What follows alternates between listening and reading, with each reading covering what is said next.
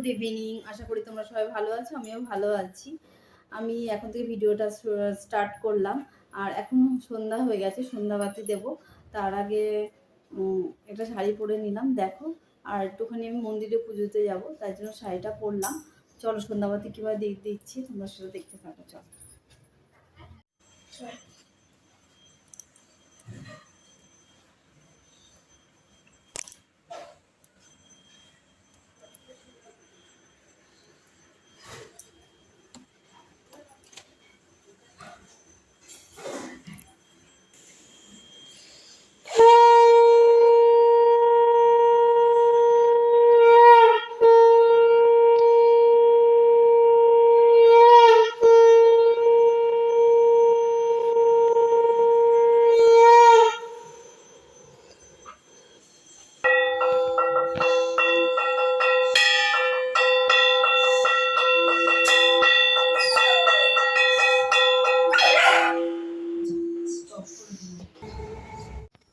আর দেখো আজকে একটু ছোবা দিলাম, অন্যদিন সন্ধ্যাবাতি দিই, ছোবাও দেওয়া হয়।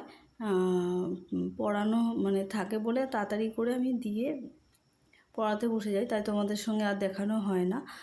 আর এই তুলসী মানে আমার এটা এই সামনে জানলার পাশেই আছে একটা তুলসী গাছ, ওটাই আমি তুলসী মঞ্চ হিসাবে ওটা ধরি বলে ওখানে আমি একটুখানি ধুনো দেখালাম। আর এবার দেখো সারা ঘরে ঘুরিয়ে ছাদে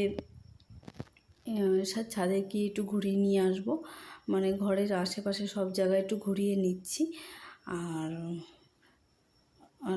মানে প্রত্যেকটা দিন তাড়াহুড়াও থাকে, পড়ানো থাকে, আর ছেলেরও মানে পড়তে যাওয়া থাকে বলে আমি তারপরে সন্ধ্যাবাতি দিয়ে তাড়াতাড়ি করে বেরিয়ে যাই, তোমাদের সঙ্গে আর দেখানো হয় না। আর এই দেখো মানে ছাদের ঘরের যে লাইটটা আছে, মানে ছাদের যে লাইটটা আছে সেটা একটু জ্বালিয়ে নিলাম, জ্বালিয়ে অন্ধকার তো জ্বালিয়ে নিয়ে একটুখানি ছাদটা সারা জায়গায় একটুখানি ছোবাটা মানে দেখানো হলো। আর আজকে শনিবার বলে আমি ঘরের সামনে মানে ঘরের দুয়ারের সামনে একটা প্রদীপ জ্বালাই। এটা দেখো প্রদীপটা জ্বালালাম একদম মেন গেটের সামনে, মানে দিনই দুখানা সিঁড়ি উপরে পার করে আমি এই প্রদীপটা জ্বালানো হয়। আর এটা আমি ইউটিউব দেখে একজনকে দেখেই আমি এটা মানে করছি, যাই হোক এখন তার নাম মনে পড়ছে না, পরে না হয় জানিয়ে দেবো। আর এই দেখো ছেলে পড়তে বসেছে, আর পড়ে ওঠে না, বললাম না মন্দিরে যাব, তাই এই মন্দিরে যাচ্ছি বুঝলে তো।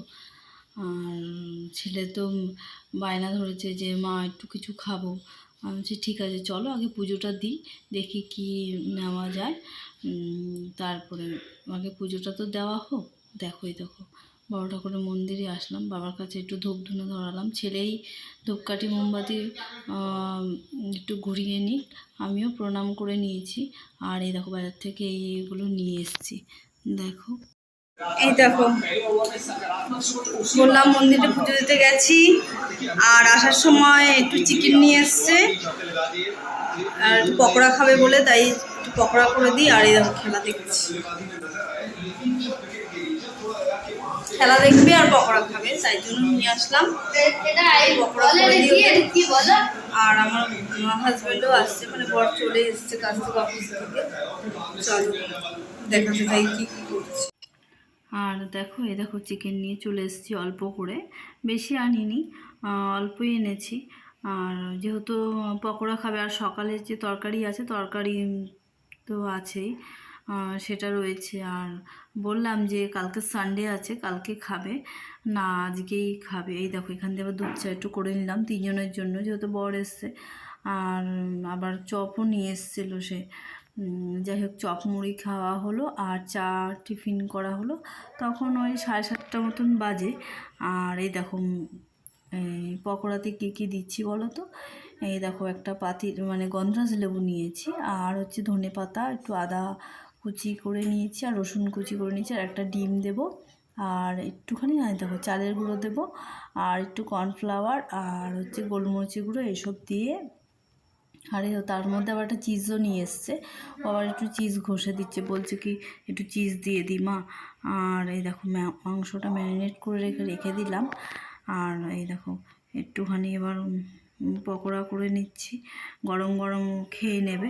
ছেলে বসে বসে খেলা মানে দেখতে দেখতে পকোড়া খেয়ে নিচ্ছে, আর বাবাও দেখছে।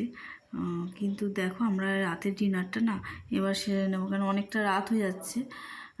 ততক্ষণে মানে ইন্ডিয়ার খেলা হয়ে গেছে, এবার আমরা একটু খেয়ে নিই, খেয়ে নিয়ে তারপরে না হয় মানে ওদের খেলাটা দেখবো। আর এই দেখো খেলা মোর শেষ, আমরা তো বুঝতেই পারিনি, হাড্ডাহাড্ডি লড়াই হয়েছে জানো শেষের দিকে, একদম মানে ভাবতেই পারিনি ইন্ডিয়া যে জিতবে। যাই হোক এই ছাদে চলে এসেছিলাম, দেখো কত বাজি ফুটছে আর কত সবাই আনন্দ করছে। আর দেখো বাজি ফুটছে, আর এই দেখো ঘরে চলে আসলাম এবার।